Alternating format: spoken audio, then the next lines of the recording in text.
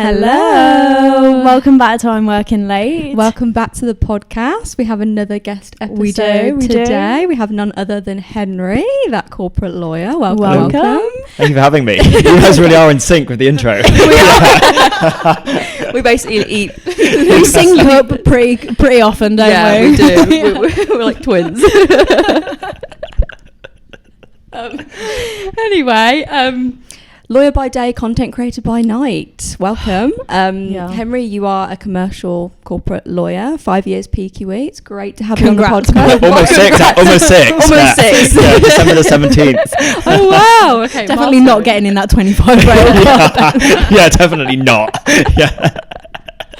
How are you today? Are you well? Yeah, really good. Yeah. Good.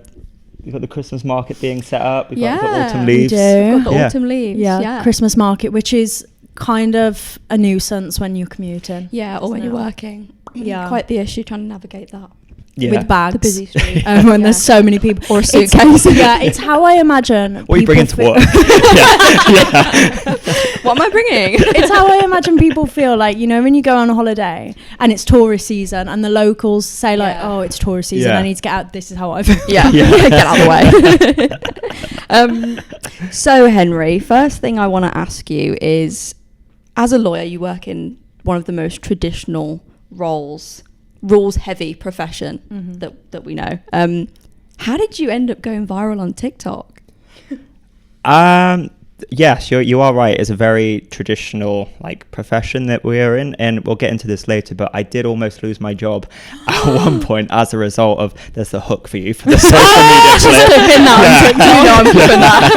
clip. I almost lost my job in a sense that I was questioned whether or not I still want to be a lawyer or just be like a content creator, influencer, whatever you want to call it. But in terms of how it actually came around, I still to this day don't know what the thought process was in my head. I just remember exactly where I was sat, which was at my desk working from home in late summer 2021. And I, in 2020, was watching reels on Instagram like a boomer. And I thought, these are really funny. And then a year later, I thought, you know what, I'm going to download TikTok. Downloaded this app, thought it was basically just good-looking people dancing, and I thought, that's not me. Don't fit that. Yeah, let's try something else. And this was when TikTok was sort of 7 to 10 second viral sounds that you just lip sync to, and I must have done like 2-3 of them, and I can't remember exactly which one, but one of my early videos just hit like insane numbers, and I think I had like 100 or so followers.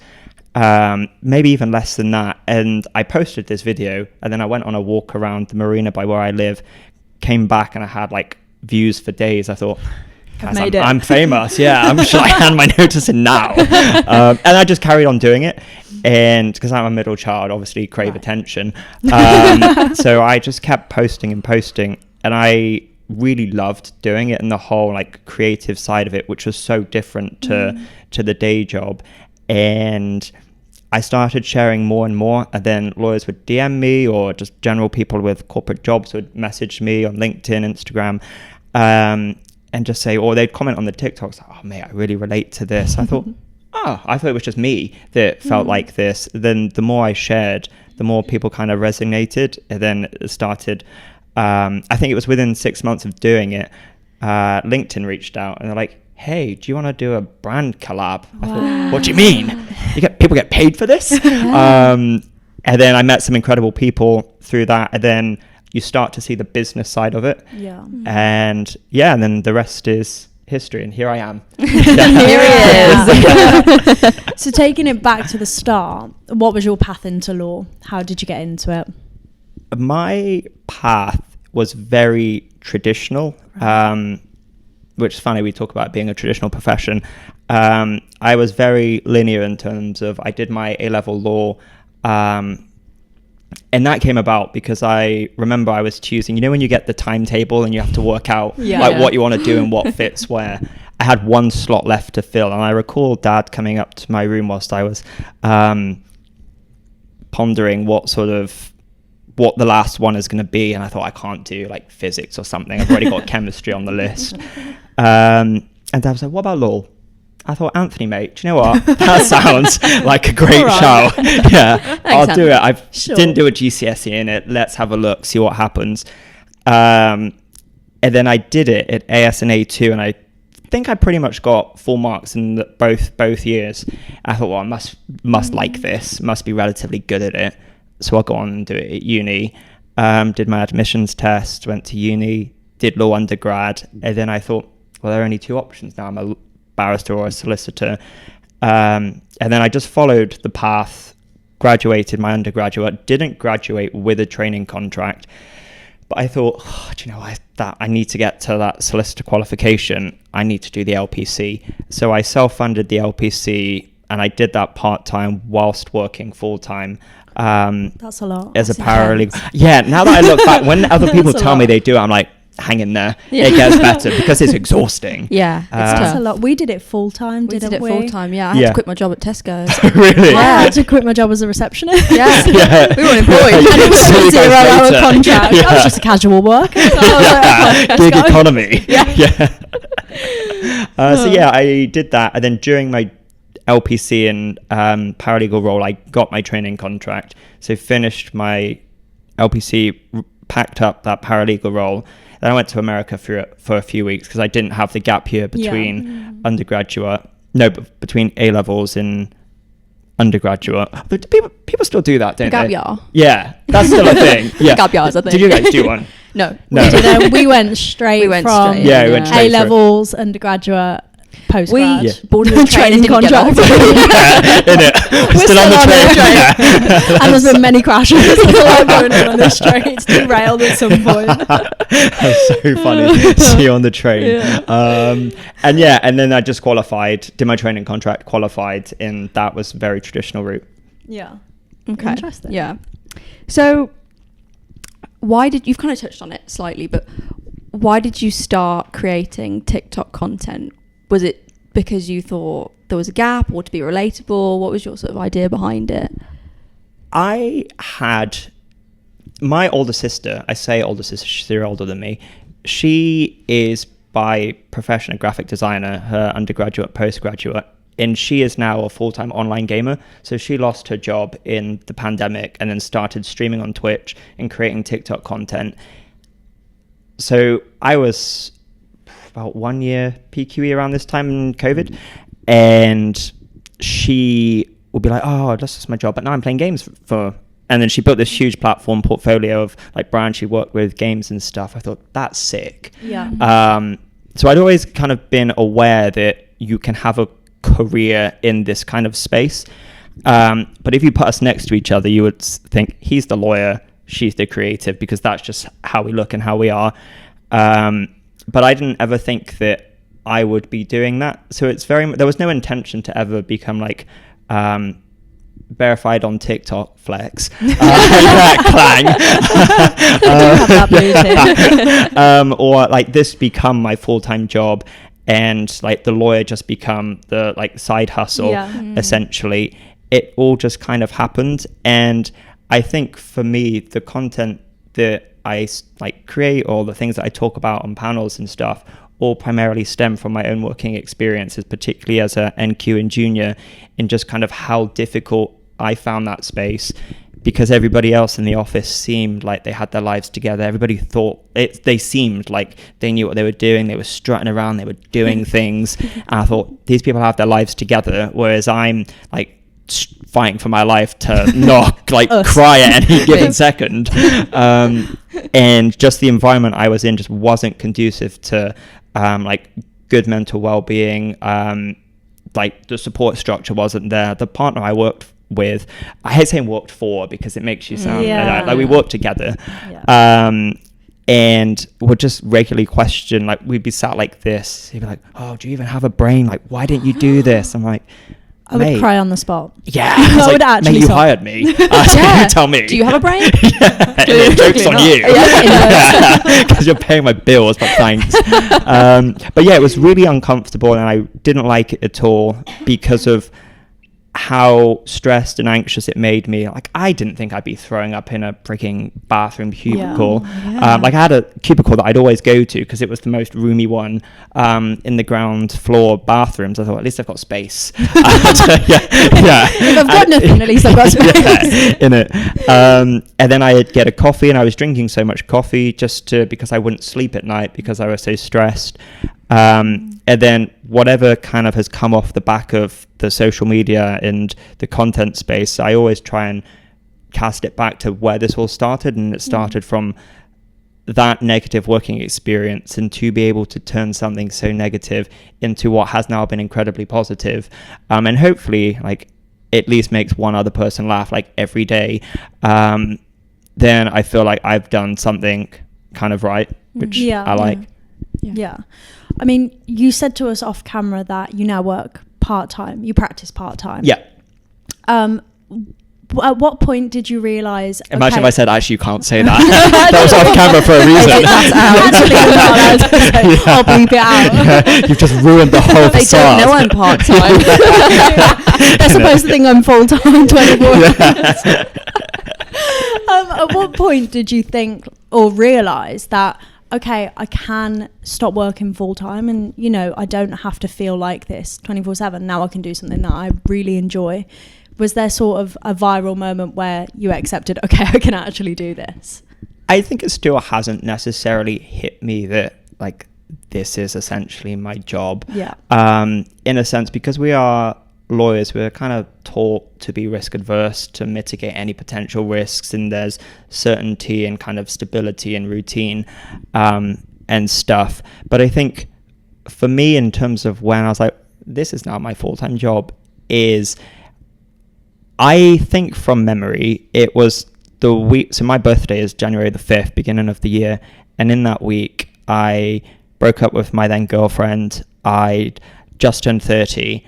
And I thought, I'm going to quit my job as well. So a lot was going on. So it's like strong start to the week. To the year. Yeah, I thought the only way is up from here. And then my mate was going to Thailand at the end of January. And I thought, they said, do you want to come? I thought, well, I've got like 2 weeks now to prep and get ready, but see you there, I guess. Heathrow, 5 p.m, I'll be there. Sure. Yeah. So then I went to Thailand for a bit.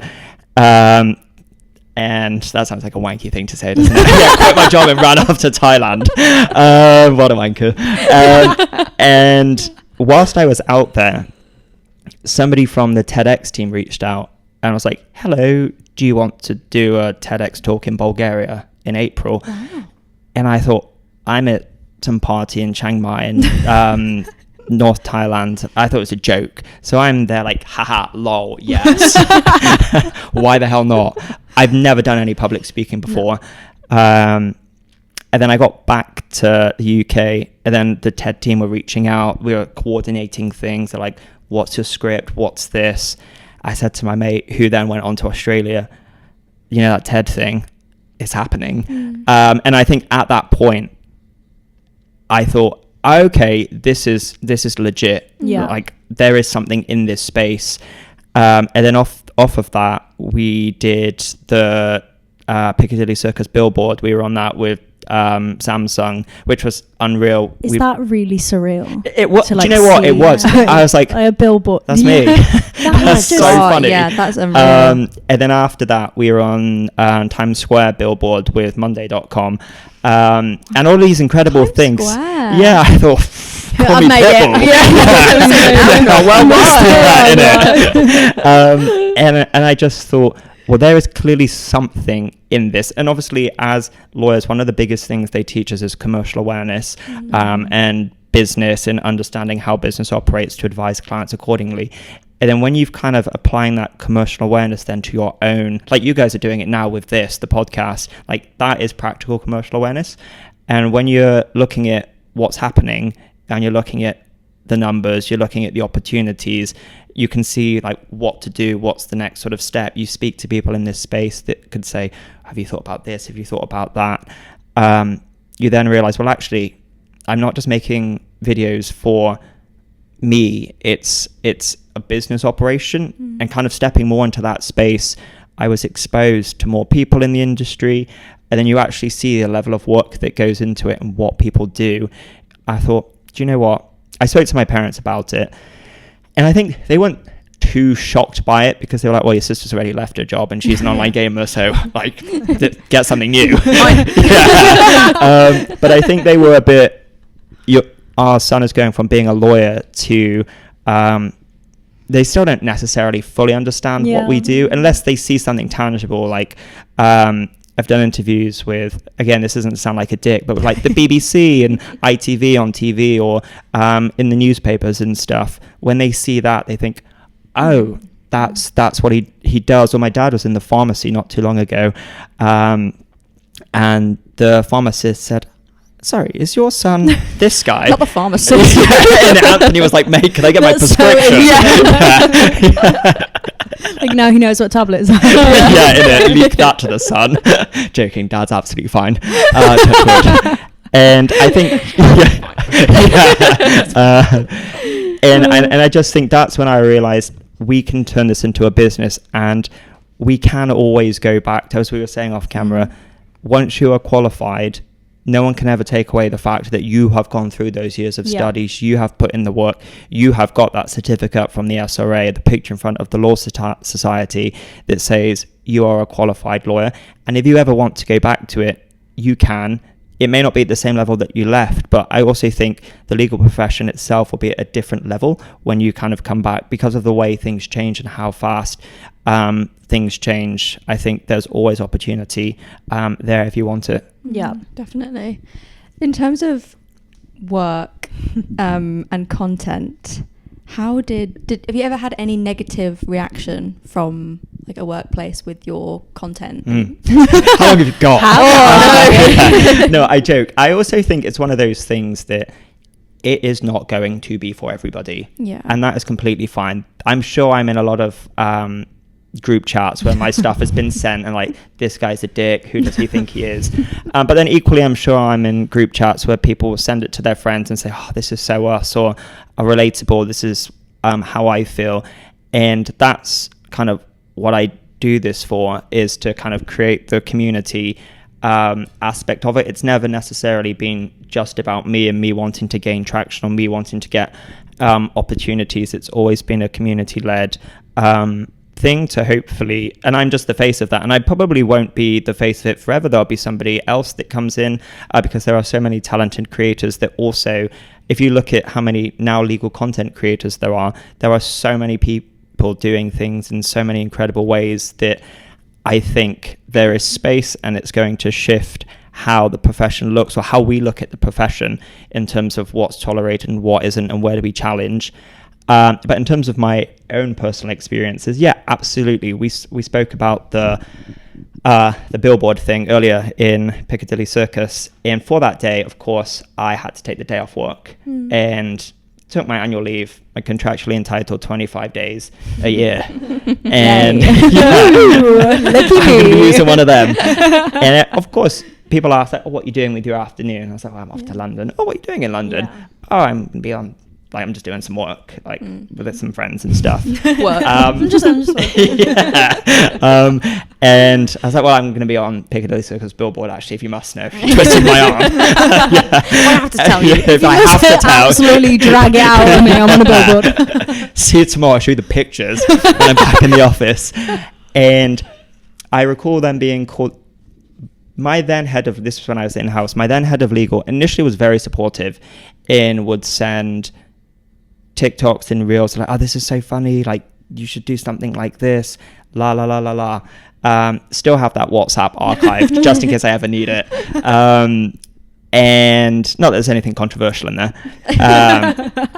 And when the more opportunities started coming in, there was kind of a shift, and I got called into a meeting room, kind of like this one. I've got PTSD. Oh no! And Triggered. I was sat down and I was challenged and said, "You just want to be a full-time influencer."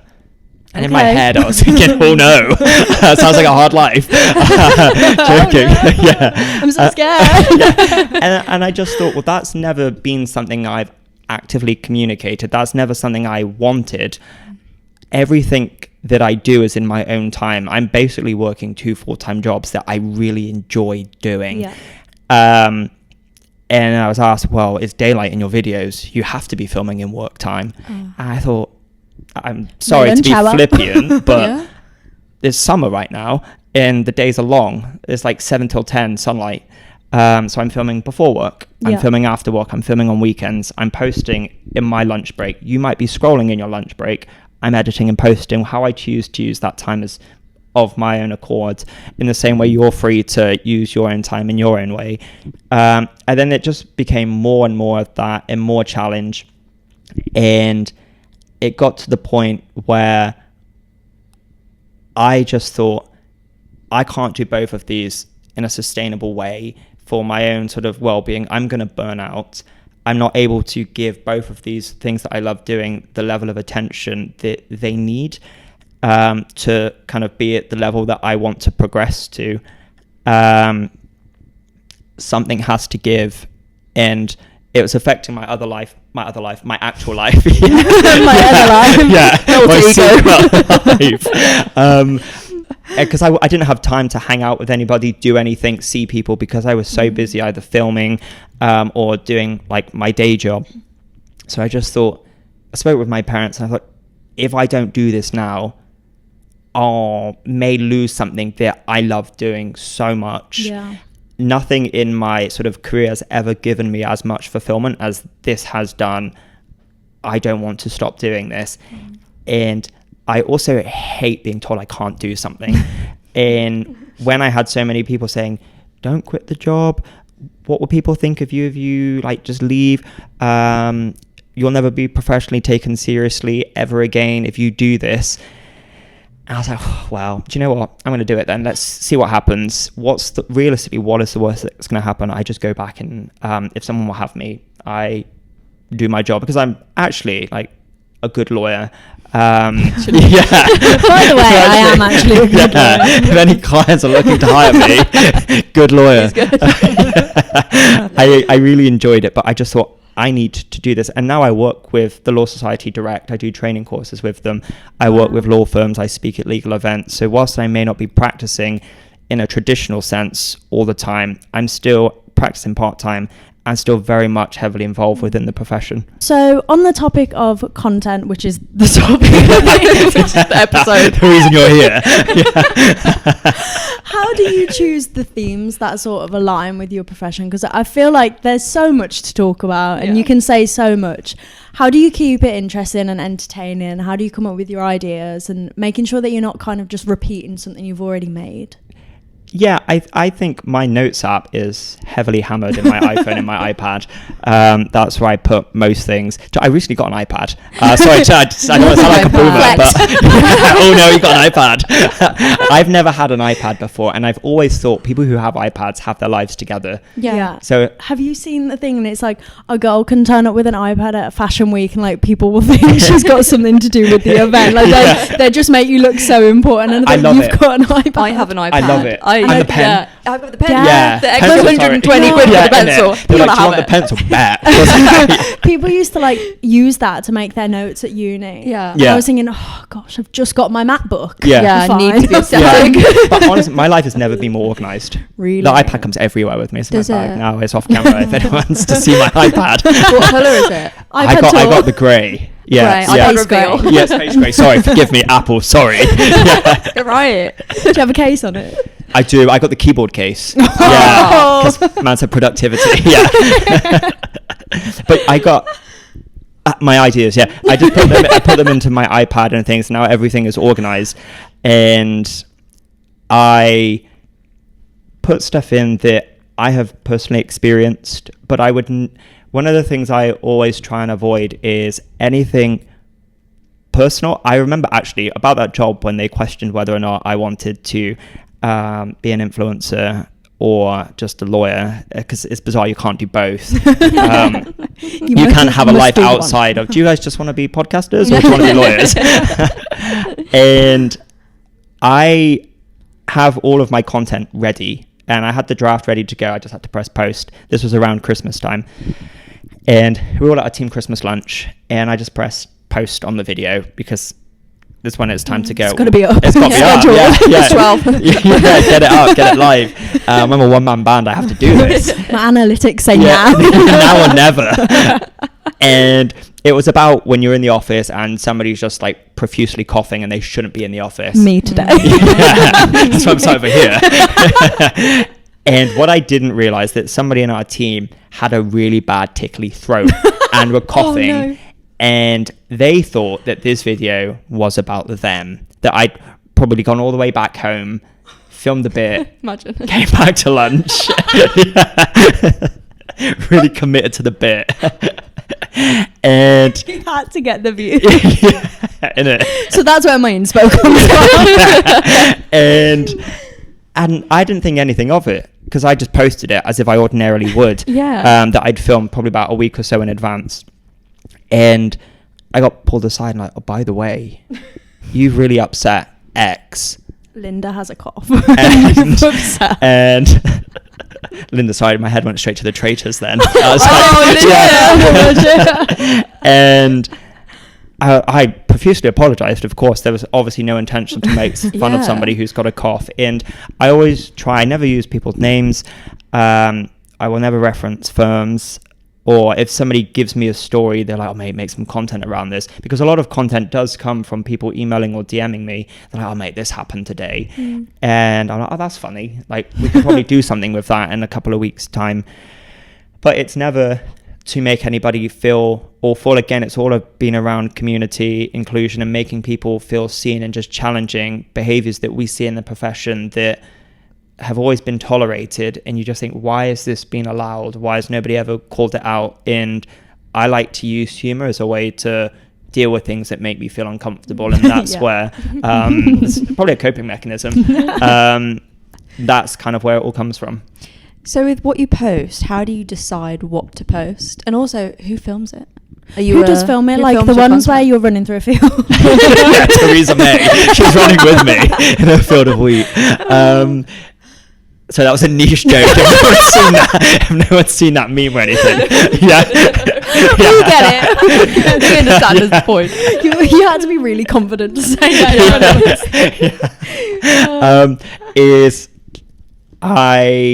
My girlfriend films quite a lot for me, which is like lovely of her. She's an Yeah. unpaid intern. At We risk have of one of getting those. potentially. Yeah, also that, yeah. She's like, what are you doing? You're risking everything. Yeah. We've got a dog together now, so Yeah. There's a child involved. And which I'm very grateful that she helps me. But a lot of it is, I just did a campaign last weekend with the Marriott, and my girlfriend couldn't come with me because she had other things to do, and somebody needed to look after the dog. The dog wasn't allowed to come with us. So I'm going around the Marriott filming this content. This is a hotel that other guests are obviously in. They haven't closed down the whole Marriott for just me. And They know you're on Times Square. Do they know he's got an iPad? Yeah, this building's my security are up front, my iPad, me, my dog. So I'm just putting my tripod and things up. I still am a tripod. That's hilarious. so Oh my God, funny. we're so Imagine funny. filming with your iPad. It's such a boomer thing. I do a lot of it on my own. I now have a management team since the beginning of this year that do a lot of the commercial Must things. be nice. And honestly, it's been amazing. iPad's now redundant. Do you want to buy an iPad? For sale. Link in the bio. Yeah, Space I'll gray. sign it. Comes And without the pencil. He's keeping that. keeping that. Got that engraved. A lot of it is just self-done, and it always has been. When I first started, just putting my phone Sorry. on makeshift tripods. I would stack up stools and things. Books. Books and things. That was our first tripod. Yeah, Just did a you put the camera tripod up there. on stacks of law books? So much so that it overheated. As That's so funny. remember our book stack? We Yeah. made a TikTok about it. Lot of Colleen Actually, Hoover in there. not appropriate. They weren't law books. No, Yeah, they you've weren't. There got the was head of the everything. law society in your stack of books. I think the Bible was on there. The Bible was on there as Honestly. well. But yeah, it was from the very beginning, because I also didn't ever think that the reason that I used the handle like that corporate lawyer, one, I'm a commercial lawyer, and because I didn't want it to ever be associated back to me, because I wanted to keep it separate. I like making content. When I was like 11, 12, I got my first Mac. I learned how to like chroma key green screen on like freaking iMovie. Do you want to edit for us? Yeah. No. Oh, no. Third job, no thanks. I've always liked making. I only recently found that YouTube channel actually, and I had to privatize everything because it's my sister and me making these awful like green screen videos. I've always liked doing that, and when you go into the legal profession, you don't always have time to do things outside of like work, especially in busy periods. You're working ridiculous hours, like your exercise regime drops, you eat less healthy. Like hobbies are the least of your priorities at that point. Just trying to like stay afloat at certain periods is hard enough. And then sort of coming back, I started this at 29, turning 30, which again, it's never too late to try something new, to start again. Or if you want to pursue something, then go for it. I just thought, I've always liked, and I kind of got to that point of turning 30, and I watched a TikTok or read something, probably watched a TikTok that says around like late 20s, early 30s, you have like Saturn Returns or something. Ariana Grande song, she references it.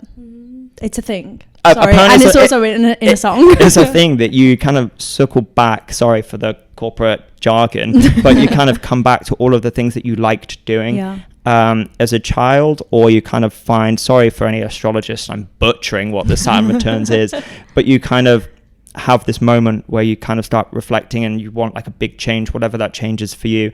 And for me, that was a career shift. Wow, that's quite insightful. We're anticipating the Saturn return. Saturn return. We know when it returns. So I'm waiting. That's really scary. Now I'm scared. Now I'm like, it's really quite exciting though. That I also think it showcases that so many people think this is it, in a sense that there isn't room for me to do something, or there isn't space. And again, I was, and still am, very privileged that I was in the opportunity, or had the opportunity to say, I don't want to be a lawyer anymore because I've got X, Y, and Z. I have an alternative route. But that wasn't always the case, in a sense that I started doing this. That's why I was saying, sorry, that I didn't even use my name or anything, because I didn't want this to be associated with me, so my employer would find it. And we could start coming back into the office. So one of my colleagues took a picture and posted it on their Instagram story of like the team back together, and one of their friends was like, that's the funny lawyer on TikTok. I thought, you got exposed. No, it's not. I was like, you're a liar. No, it's not. And then the BBC wrote an article about me, and I said, could you please avoid using my full name? And they're like, no, absolutely not. Who the hell are you? So I thought, fair enough. Yeah. Chuck it out there. And that's when it became more kind of public, and that's kind of something I've always thought, that this is attached to my name, this is my brand, and I don't want my brand to be sort of negative, or I don't want it to be sort of bullying, because the whole purpose of it is to sort of challenge sort of corporate bullying, to challenge sort of leadership that's unhealthy. And I don't want to ever at any point kind of become something that I once criticized, or if I'm ever supervising or helping somebody, I always want to do it in a way that isn't what I experienced, because this all started because I went through something awful. So I've now been able and been very lucky to build a platform which started as a side hustle, which started as piling up books, started as something I didn't ever think it would become this. And I want to always kind of keep at the core, this is why it started, to try and make some kind of positive difference. And hopefully it is. No, I think it definitely is. I think that's a nice way to look at it as well. I agree. I want to go to when you first started making content and you were working alongside of it. Yes. What did your schedule look like then? Because I know you mentioned that you Didn't don't have an iPad then. you don't have a lot of time for your hobbies being in this career anyway when it gets demanding. But how was that when you were trying to content create as well? Do you know what? It was busy because I really enjoyed what I was doing. That's because the job I was doing at the time was the one that made me sick in the office, that made me so anxious, that made me so stressed.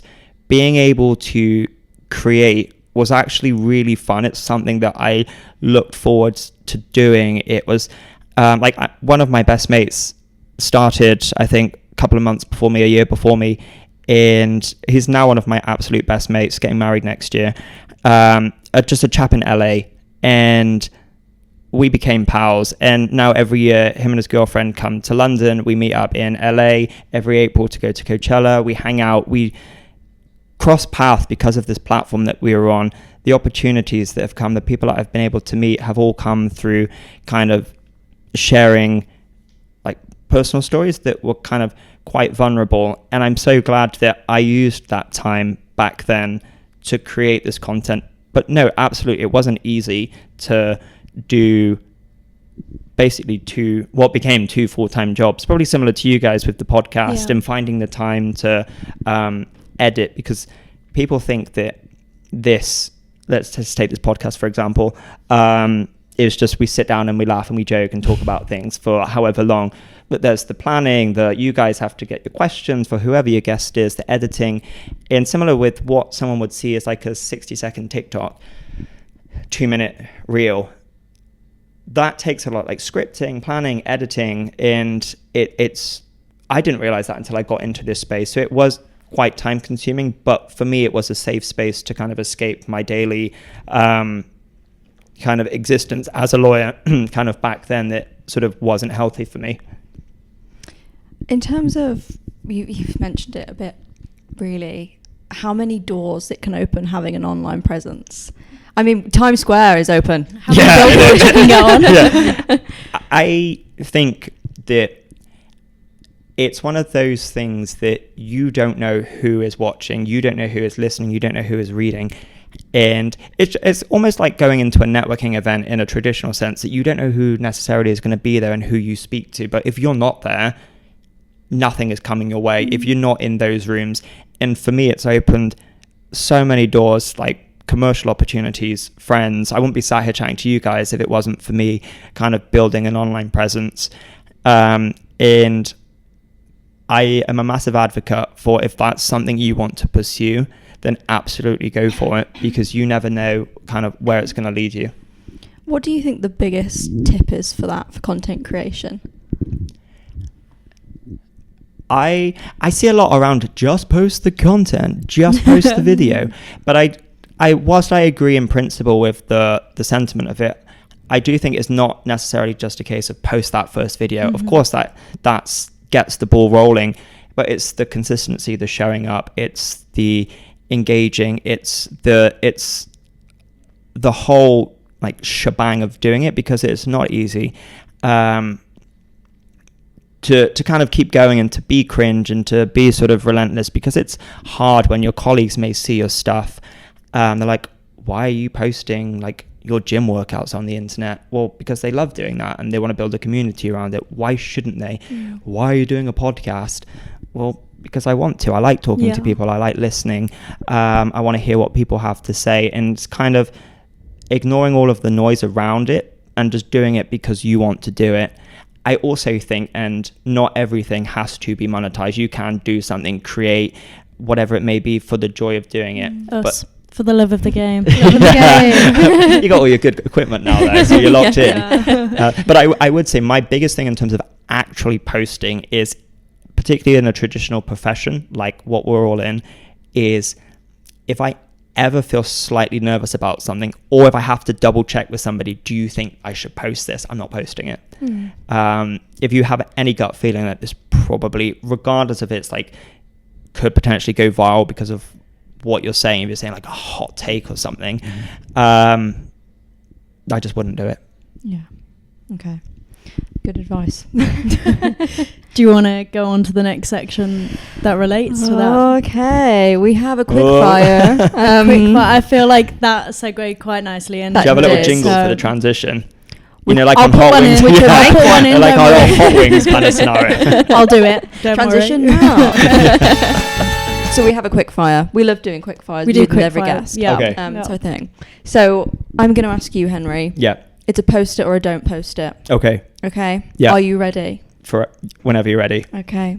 Sharing a funny client story No. without. He said quick. quick. Too quick. Go ahead and finish. Without Next. names. No. Still No. No, I wouldn't. Okay. Okay. Posting about your workplace frustrations. Ooh. Yeah, The coughs. That's my job. That's what I do. Yeah. But I wouldn't ever name the workplace. Okay. Yeah. Sharing industry tips publicly. Industry tips, what are we saying? Like trade secrets? Like confidential information? What's or an industry tip? What's Yeah. an industry tip? Yeah. Great question. It depends. It depends. Lawyers We'll love that. take that. Showing behind the scenes at the office. No. Is that a personal preference though? For me, yes. Because I don't know, someone could see where you're sat now, and even though you're not sharing where you work, for example, Oh my god, people know. Holly. they could know that what that building is and what office is in front of it. And So they will. I wouldn't. They All will. you have to do is Google like your name, find you on LinkedIn. They find Anyone out where who you work. wants to find me can now find me. Thank Yeah. you. That's great. We're at number X. We are. No, I wouldn't Yeah. do that. No. Okay. Yeah. Sharing an. I have actually. That's a lie. Sorry, I have posted me in the office, but I've done it against a generic wall. Right. Yeah, or in a yeah, lift. You Yeah. can't pin a white wall. Yeah, Yeah. exactly. So true. Sharing an opinion or a controversial industry topic. Yeah, opinion's an interesting one. Ooh. It also depends what it is. Mm. If it's something that I don't think I'm that controversial as a person, and I think Others might disagree. yeah, who Comment. yeah, comment down below. In a sense that I think I'm quite an advocate for sort of positive change. Mhm. So I don't think I would be saying anything too rogue. Whereas if, say, for example, somebody was posting a LinkedIn thought piece around burnout doesn't exist, that's rage bait. That's quite First of all. yeah, actually, mate. I just think there is no need for that. And you can share an opinion, you can share your top tips on how to deal with X, Y, and Z. But I think be mindful that what you are putting on the internet will be on the internet forever. Yeah. Yeah. People can see, future employers can see your online, your engagement, what you've liked, what you haven't liked, what you've posted. And just be mindful that the world is already a stressful enough place. Why are you posting things that you know are going to upset or harm other people? You don't need to do that. No. Yeah. You can be successful and kind. And I think that's Yeah. something that sometimes the legal profession forgets because it's so kind of cutthroat, dog eat dog. Mm-hmm. Definitely. What is your golden rule for building an online presence whilst keeping your career safe? I know you just touched kind of on what I do's and think don'ts. if Oh no. Oh no, he's looking Here's my hot at me. take. No, I think again it comes down to if I don't feel comfortable with something, I won't post it. That's the golden rule. Yeah, and just be nice.